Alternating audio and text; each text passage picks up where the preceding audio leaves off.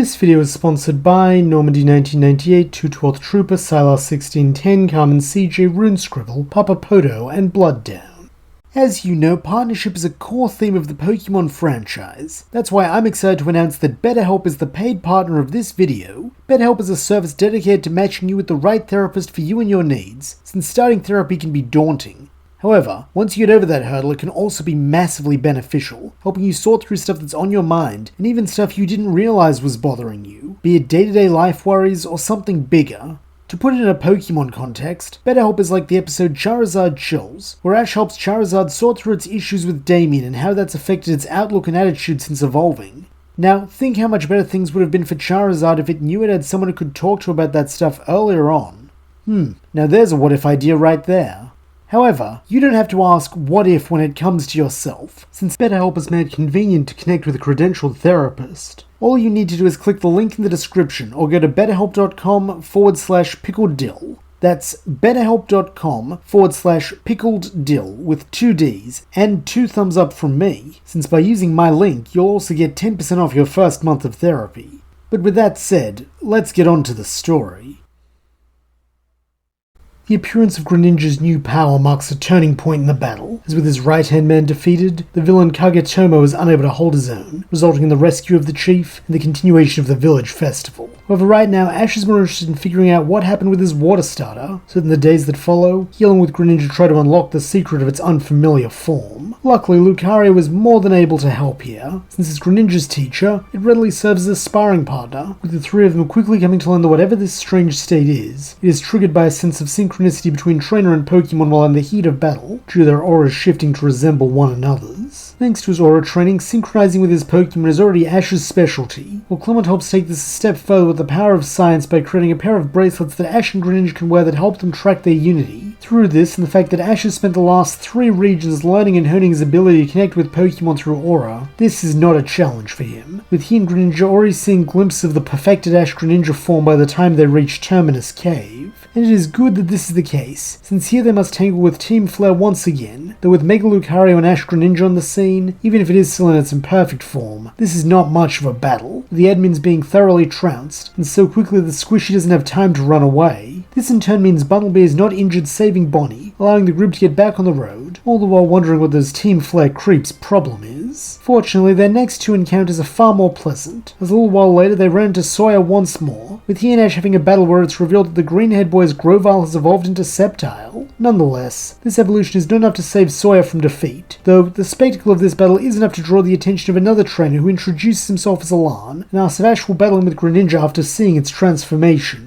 Naturally, Ash is happy to accept, though it will have to be the next day as he and Greninja are still only able to hold the form for a little while, a condition Alan respects, so the following morning he and Ash face off, the Closian choosing his Charizard while Ash uses Greninja's bid. Unfortunately, even with their increase in strength and growing control over the Ash-Greninja form, it is still incomplete, resulting in Alan coming out the winner, though both trainers leave this match with a healthy respect for the other, and desire to battle again, as they've seldom faced a rival who pushed them so hard. In anticipation of this rematch, Ash redoubles his training, with Lucario in particular helping him and Greninja out, as having gone through its own stamina issues while learning Mega Evolution, it is well placed to guide the Ninja Frog, while Ash recalls what Lucario had told him about the experience, and begins applying that to himself, so that he is not the weak link in their transformation. Though Greninja and Lucario aren't the only ones he trains with, as he takes time to give some attention to all his Pokemon, so that when they come across a wild Zapdos, Noibat is not only able to evolve, but triumph over the legendary bird, earning redemption for the Sinnoh League and making it clear that Ash himself is in a hole of the league from where he once was. Though whether there's enough to beat Alan is yet to be seen, as about a fortnight later, he and Ash run into each other once again in an out-of-the-way Pokemon Center. Naturally, the 2 young men are eager to have another battle, and following a warm-up match between Alan's Metang and Ash's Noivern, they move into the main event, Charizard vs Greninja Round 2. Like last time, this is an intense clash, as both Pokemon give it their all, even activating Mega Evolution in the Ash-Greninja form to bring out their full potential, though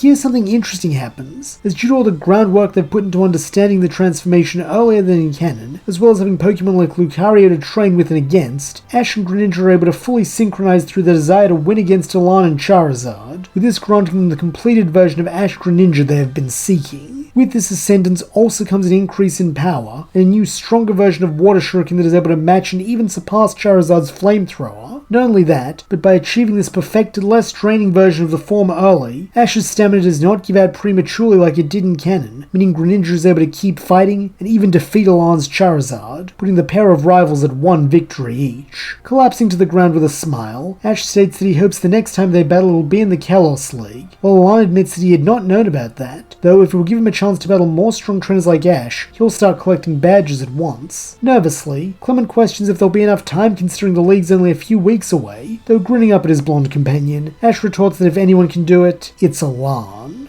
Following this, the group get back on the road, with Ash using this time to continue training in the now mastered Ash-Greninja form. Unfortunately, due to the boost in power this transformation gives, only Mega Lucario is truly able to keep pace with the Ninja Frog, though this does give them plenty of chances to grow stronger from each other, similar to the equal dynamic Lucario developed with Infernape in the lead up to the Sinnoh League, with this ultimately culminating in Greninja achieving its long-standing ambition of beating one of the fighting steel type's aura spheres, and thus proving itself in its new form or on par with a powerful Mega Evolution. However, the true test of this comes a few days later when Diantha the champion arrives to challenge Lucario and Greninja to a double battle, having heard Olympia's prophecy. Naturally, Ash is eager to accept such an offer, with his pair of Pokemon managing to hold their own against Diantha's Gardevoir and Gourgeist until Team Rocket interrupts the battle. While this is no issue as Gardevoir is able to escape and send the Crooks blasting off, it does bring an end to Ash's challenge inconclusively, as having seen what she needed to, Diantha departs, though not before expressing faith that the boy and his joint aces do indeed have the power to shape the future of Kalos. Though, even after battling foes like Elan and Diantha, Ash does not forget his other rival in Sawyer, as on the way to Snowbell City their paths cross once again, and as is their way, they celebrate this reunion with a battle. This time they go for a 3-on-3, with Ash using Noivern, Lucario and Greninja against Sawyer's Doublade, Cloyitza and Sceptile, and while in the main timeline this is where Ash would normally suffer his first loss to Sawyer, here his improved training and overall team strength coupled with his aura and deeper bond with his Pokemon mean that victory is his, though by a slimmer margin than usual, showing that Sawyer has definitely grown.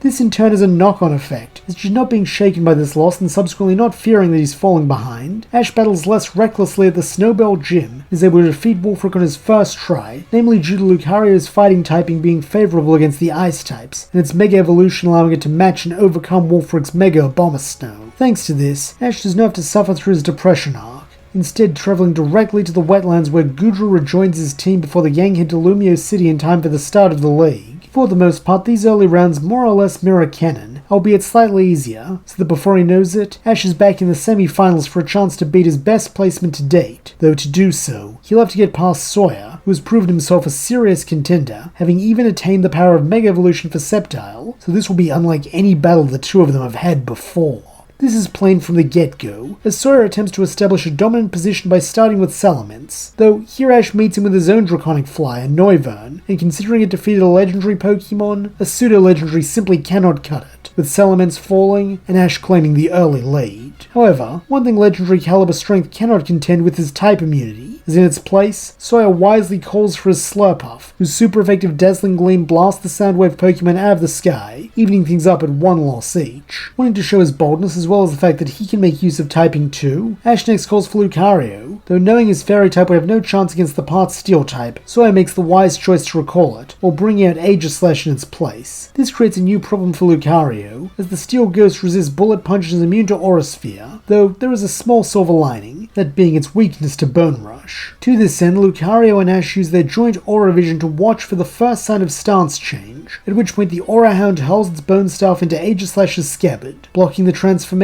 and allowing it to manifest a second bone that it strikes the Royal Sword Pokemon with, granting yet Ash the win. However, recognizing that this was a tough match, the Cantonian youth makes the prudent call to withdraw Lucario here, bringing forth Talonflame instead while Sawyer answers with Cloyitza. While this should be an open and shut match, this is Ash we're talking about, with the Ravenhead youth scoring yet another victory despite type disadvantage, so that Sawyer is forced to bring out his secret weapon, Slacking. Unfortunately for Ash, Slacking's raw physical might is just too much for Talonflame to handle, with it falling while in its place Pikachu steps up to challenge the brawny behemoth. This proves to be a good strategy, as by using Aura to sense when Truant is about to activate, Ash is able to direct Pikachu through a series of tactical hit and runs that begin slowly wearing Slacking down. However, just as Ash is known for his innovation and unpredictability, so is Sawyer for his tactical analysis, meaning he naturally has a counter in place for this very strategy. Specifically, he has Slacking use Rest, revitalizing its strength just when Pikachu starts showing signs of flagging from its high intensity back and forth, so that when the Great Ape reawakens, it is with the strength and stamina to take the mouse down. Though even this is not without a price, as remaining dependable and determined to the end, Pikachu leaves Slacking with a powerful point-blank thunderbolt that cuts its health significantly, while also inflicting paralysis. Seeing the path to victory through Little Mouse's sacrifice, Lucario requests to rejoin the battle in its Mega State, with Ash happily agreeing as he fetches his best buddy then activates his Keystone. At once, Lucario transforms, with the strength and speed gained from Mega Evolution allowing it to match Slacking's immense bulk and brawn. Even with this advantage though, it is not an easy fight, as when Slacking does manage to hit, it is with the force of a truck that Ash and Lucario are somewhat relegated to long-range attacks. However, their moment does eventually come, as when Pikachu's paralysis flares up, Ash and Lucario do not hesitate, rushing in and delivering a point-blank Aura Sphere to the Great Ape's face, so that as the smoke clears, Lucario is the winner. From his side of the field, Sawyer congratulates Ash, though he is far from done, as next up he chooses Sceptile, with this being a rather quick match, as while Lucario has experience, it is also tired and injured from its previous battles, so that when Sceptile reveals its newest move in Frenzy Plant, the Aura Hound can do little to stop it, reverting to its base form and falling unconscious. As Ash helps Lucario back to the trainer box, Sawyer recalls Sceptile, clearly intending to use it sparingly and tactically, while in its place, he brings Slurpuff back in, while Ash goes with Goodra. This is an undeniably risky play considering what happened with Noivern, though having faith in his friend, Ash tells it to hang tough and use Bide, turning this match into a game of chicken, as both trainers know that unless Slurpuff can finish Goodra off quickly, its damage will be redoubled upon it. To this end, Sawyer commands the Cupcake Dog to affirm its place as a Dragon Slayer, and assail Goodra with a barrage of fairy moves, though in the end, it is not enough, with Goodra's bulk prevailing, and the revisited damage taking Slurpuff out in one hit. This leaves Sawyer with only Sceptile, though here he makes a rather risky choice reminiscent of Ash's passionate battling style, as he immediately Mega Evolves his starter, creating a new weakness to Goodra's Dragon-type attacks while also increasing its existing weakness to its Ice Beam. However, this also comes with a massive boost in power, especially to Dragon Claw, which Sawyer and Sceptile focus all their effort onto landing, as such a move will be super effective on Goodra. Naturally, Ash has no intention of letting this happen, having his Dragon Pokemon unleash a torrent of Ice Beams in the hope of keeping Sceptile at a distance. However, here too Sawyer has a plan, telling his starter to use Frenzy Plant again, this time to create walls that protect it from the icy blasts, allowing it to get close and begin hammering Goodra. Thinking fast, Ash tries to fall back on Bide, hoping it can eliminate Sceptile like it did Slurpuff, though unfortunately, it seems Goodra has taken too much damage, as before the attack can fully charge, a particularly powerful Dragon Claw downs it, bringing Ash down to his own final Pokemon. Recognizing that he can't afford to mess around, Ash calls forth Greninja and immediately begins synchronizing with it, so that a moment later Ash-Greninja is clashing against Mega Sceptile. Like Cannon, Sawyer attempts to take control of the battlefield, using its forested nature to his advantage by having Sceptile move through the trees to fire off camouflage leaf storms or else summon large frenzy plants from the nutritious soil. However, in a game of stealth and dexterity, it is unwise to bet against a shinobi, as using its own strength and acrobatics, Greninja is able to keep pace with Sceptile and cut through its attacks, while Ash's Aura Sight allows him to see things like the growing vines before they emerge from the ground, giving the Water Starter enough time to evade them and strike back against its rival. Seeing this, Sawyer admits that he should have known his rival would find a way around his strategy. Very well, let's do this Ash's way, a head-on clash, and may the best Pokemon win. Grinning that he likes the sound of that, the Ravenhead youth orders Greninja to close in and use one last Water Shuriken, while in turn, Sawyer calls for a Leaf Storm. Nodding, the pair of rival starters set to their work,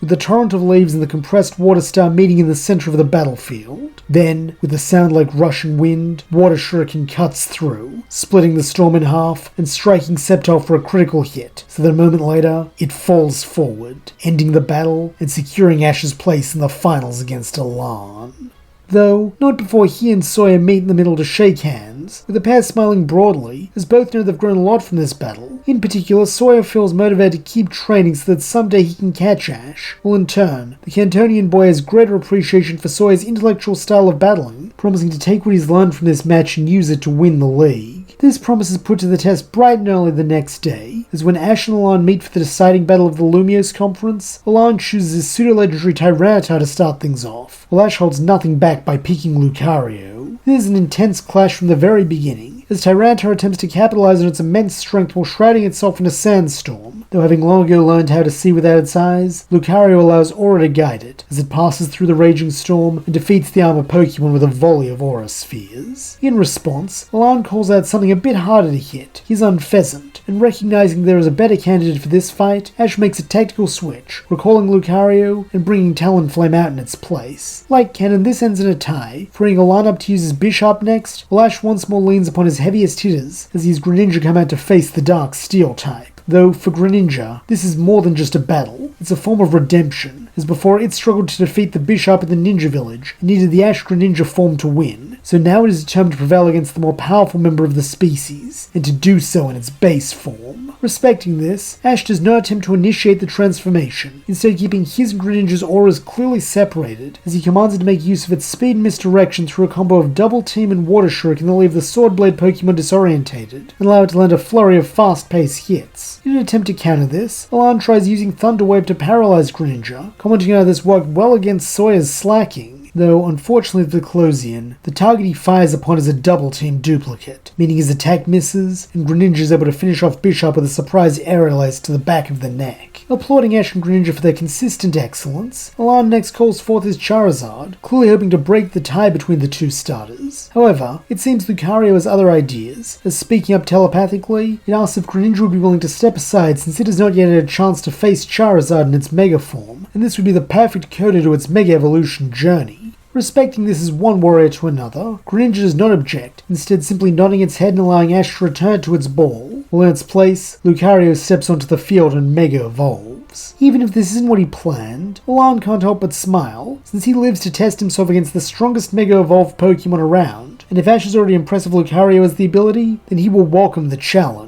To this end, he likewise Mega Evolves Charizard and calls for a Dragon Claw that Lucario meets with Bullet Punch, resulting in a shockwave that ripples through the battlefield. Seeing they are evenly matched, Charizard and Lucario begin putting everything they have into this duel, with the Aura Hound firing off Aura Spheres and using Bone Rush for close quarter combat, while the Firestarter employs Flare Blitzes to dominate the space. It is an engrossing clash that has everyone on the edge of their seats, as no other pair of Pokemon in all the league have displayed half as much raw power and ferocity as these two. All the while, their trainers cheer them on and cry out commands in the hope of gaining the advantage. And eventually, one of these works. As in an attempt to quite literally get the upper hand, Ash's Lucario pole vault over Charizard and begin charging up an Aura Sphere to slam right onto its head, clinching the match. Though, before it can launch the attack, the Fire Lizard strikes first, driving a Thunder Punch uppercut right into Lucario's jaw. For a moment, the two Pokemon appear frozen in place, as if their combined powers have stopped time itself, only for Lucario to suddenly revert to normal as it is flung into a rocky outcropping and slumps to the ground with spirals for eyes. Having been so sure of his victory, Ash is shocked by this, so that as he steps onto the field to help Lucario back to the trainer's box, his legs feel numb and he almost stumbles. Nonetheless, he is not without options, as for his next Pokemon he chooses Noivern, figuring that since it beat Zapdos it can handle Charizard. However, this is faulty logic, as Alon's Charizard has also fought legendary Pokemon, and what's more, it is a super effective Dragon Claw boosted by its Mega Form's Dragon typing. So when the pair clash, Charizard quickly proves itself master of the sky, while Noivern lies beaten in the dirt. Getting desperate now, Ash next tries Goodra, and while this tactic is at least somewhat sound, he is not, as with the match rapidly slipping out of his control, he does not fully capitalize on Goodra's strengths, always being a step behind where he needs to be, as Charizard lands devastating Dragon Claws, and even endures one of Goodra's Dragon Pulses so it can grab the bulky slug and throw it into the air, turning its own weight against it. As a result, it is not long before the defender of the wetlands is unable to battle as well, cementing Ash's panic, as he truly feels lost now. That is, until Pikachu steps up, as seeing his partner wavering, the Electric Mouse is quick to snap at him, cheeks flashing with clearly a demand to snap out of this, since he and the rest of the team are counting on their trainer. This ferocity from his most trusted partner is just the wake-up call Ash needs, as taking a deep breath, he thinks back to his earliest Aura training and how Lucario taught him to center himself, with him repeating these exercises once again, so that his aura gradually shifts from one of worry to the calm surety that is needed for a high-level battle such as this. Seeing this, even if he cannot sense aura, Pikachu squeals in delight now that his buddy is back to normal and then leaps onto the field in preparation for the fight ahead. Meanwhile, refusing to falter again, Ash takes the offensive, having Pikachu press Charizard for all it's worth, so that soon Alan is forced onto the defensive. While this is not enough to defeat Mega Charizard outright, it is enough to threaten it, so that Alan chooses to recall it to his side rather than risk it being defeated before it can fight Greninja. However, as he does so, he takes a moment to thank Pikachu for helping Ash, since he wants to beat his rival at his best. To this end, he ensures that Pikachu's next opponent is worthy of him, as he calls forth his Metagross, who is quick to give the spunky rodent a run for his money, though, like in canon, it falls to Pikachu, balancing things back out as Alan chooses his penultimate Pokemon in Weavile. Unfortunately, after fighting Charizard and Metagross, this third opponent is just too much for Pikachu, who is promptly defeated, though picking up where its friend left off, Greninja enters the fray once more and demonstrates its own superior skills to take the Dark Ice type down. This just leaves Charizard and Greninja, the former of whom stomps onto the field still in its Mega form, having never been recalled to its ball, while the latter begins syncing with Ash to awaken Ash-Greninja. When they are both ready, the two Pokemon launch at each other, with Greninja using stealthy tactics to try and land surprise hits, while Charizard leverages its overwhelming power in an attempt to dominate the battlefield. Despite having battled before, this is unlike any match either of them has ever had, as both are fighting with their pride and passion on the line, since they know that this will be the tiebreaker. Meanwhile, their human partners are doing all they can to help, with Alan using his intellect to guide Charizard's strategy, while Ash leans into the mystical, using his bond with Greninja and expert aura sight to find weaknesses and preempt attacks that might otherwise have ended the match. Finally, however, this clash comes to a head, with both Pokemon putting all they have left into a final attack. Blast Burn for Charizard, and Water Shuriken for Greninja, resulting in an explosion of smoke and steam that blankets the battlefield. When it clears, both Pokemon are lying face down, having reverted to their base form since they lack even the energy to maintain their transformations, with it looking as though this battle will end in a double knockout. Though, before this call can be made, one of the combatants rises shakily to its feet and stands in front of its trainer, exhausted and bruised, but unmistakably still capable of battling. For a moment, the audience wait to see if its audacious rival will do likewise, though when it becomes apparent that it cannot, the referee raises his flag and declares that Ash Ketchum is the winner of the Lumiose Conference. And that's where we'll leave things. How far will Ash and his team go now that they are finally league winners? Will this play into Olympia's prophecy surrounding Greninja and Lucario? And what sinister machinations do Team Flare still have in store for Squishy? Find out as the journey continues.